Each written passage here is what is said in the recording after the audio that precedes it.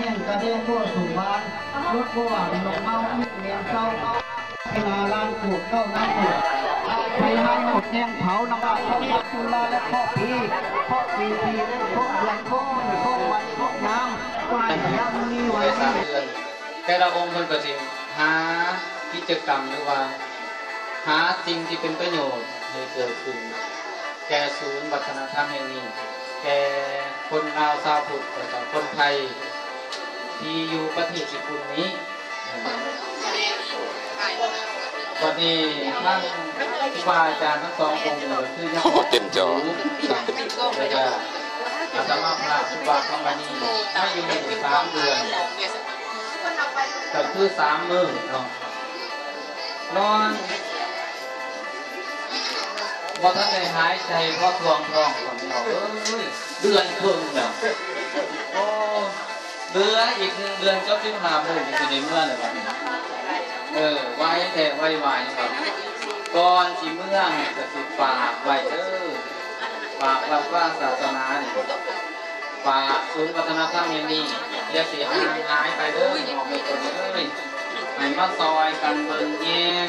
มาซอยกันเบิ่งแย่งมีอย่างกับว่าซอยกันอย่าเสียเอาให้กันหลายพอแนะนำก็ดีให้กันมันดีแล้วไม่ออกเนี่ยที่ว่าสู้ตั้งเรื่องมันมีอุบาทเกิดขึ้นในบ้านแห่งหนึ่งเนาะบ้านนั้นเป็นบ้านห้างเป็นบ้านห้างพระราชาเลยถามว่าห้วยบ้านนี่มันเป็นยังคือมีคนอยู่มันคือห้างว่าสันมีภูเขาเป็นว่ามันมีอุบาทในโลกตัวมีอุบาทในโลกตัวหนึ่งว่าสันมันเป็นยังไงอุบาทเนี่ยคนอยากเห็นพระราชาอยากเห็นก็เลยสั่งให้เสนามานี่ไปตามหาอุบาทมาให้คนโตอุบาทเป็นยังไงวะเนี่ยโอ้ยพระราชานี่เขาบอกเป็นไรหนออุบาทตั้งน้อยก็เคยเห็นแล้วอุบาทว่าเนี่ยเสนามาบ่เคยเห็นก็ไปตามมาให้พระราชาบนเวทีว่ามันมาบ่ท่านภายใน7 เดือนมันครอบครัวหรือว่าเนี่ยประหาร7 ตัวโคตรว่าเนี่ยโอ้ยเป็นกองห่อนใส่แกเสนามาก็ไปตามหาแล้วไปถั่วทีตัวแดนทางบ้านนี่ทางบ้านนั้นก็บอกพ่ออุบาทนั้นเป็นโตยังไงวะนั้นไป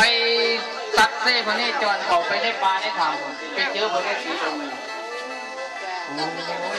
พ่อเขาดีใจกันน้อยยิ่งน้อยร้ายแล้วเหลือมือเดียวมือนี่ก็เป็นตายเพราะแบบครอบครัวกันพระน้อยถึงประหาร7 ตัวโคตรมาไอ้โอ้หมดทันวันในทอนเป็นยังไงโยมโอ้ยขน้อยพระราชาเขาตามหาโตผู้ป่าโอ้ยโตผู้ป่ามันสิยากอย่างมากเป็นน้ำลำไม่ไทยแล้วที่เอาให้เข้าใจบอกกันผู้ป่าว่าใครเราหมากว่าซะเปลี่ยนกล้องแล้วแม่ผู้ป่าก็คือการบ่ลงรอยกันการบ่เข้าใจกันการบ่เห็นเอาฟังนี้กับฟังนี้ใช่ไหมมีแต่หายกันมีแต่ด่ากันมีแต่ว่ากันนั่นแหละคือตรงใช่คนพิการนี่เนาะเพราะนั้นแน่นอนว่าคนลาวเขาอยู่ประเทศอื่นเนี่ยความรวยญาติมิตรทั้งหลายทั้งคนไทยและคนลาวถือว่าบ่มีอุบาทบ่มีตัวอุบาทหากใครกันนี้เนาะอันไม่ออกก็ได้ต้องบอกคนว่าวันที่9ที่ผ่านมาอยู่ประมาณทุกคน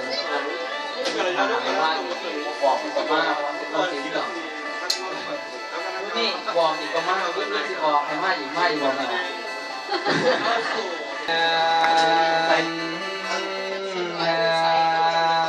ไว้อยู่บนหอง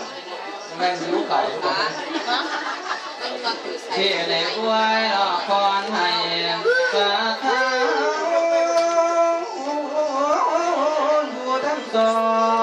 ประกอบทั้งเดียวตัวคอยสิไว้ก่อน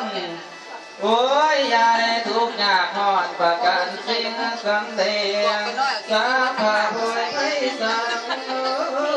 อย่าได้มีมาตองจะปรารถนาสิ่งใดขอให้ได้สิ่งนั้นให้สมดังมาโนรส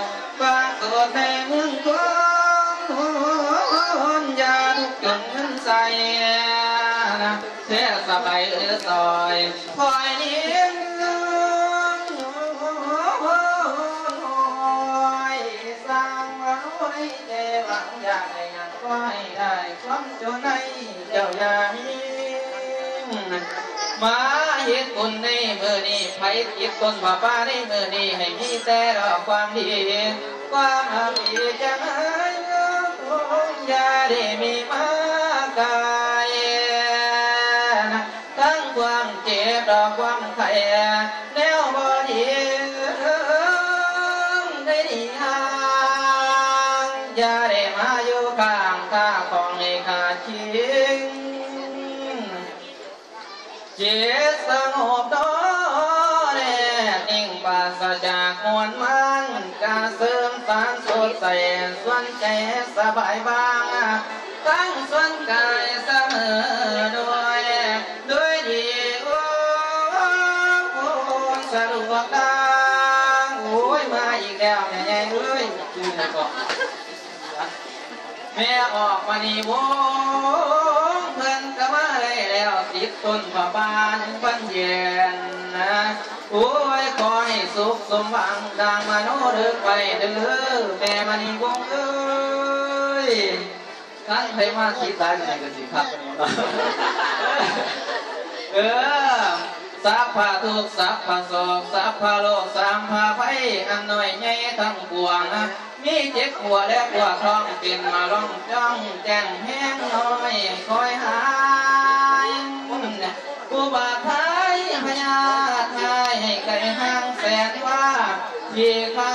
อยู่โกโหตัวสัพพะท่าบุญจงมาเป็นกำแพง